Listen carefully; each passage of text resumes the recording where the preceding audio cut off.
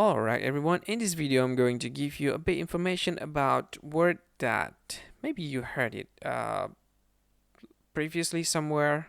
This is the word destroying property which can be replaced. Something about this. So what is this? Let me tell you something about it. And here is the explanation about that. New York Times reporter Nicole Hannah-Jones argued that. So it's argument made by NYT reporter Nicole Hannah-Jones. He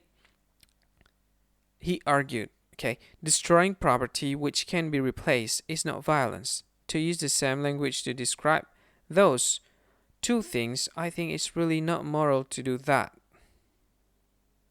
So that's a word. Hannah-Jones is Pulitzer Prize winner. She's a New York Times reporter. So that's the explanation. I hope you understand it. Hi, thank you so much for being part of this video. If you find this video really helpful, you got to support us by clicking on this like button and share it to your friend.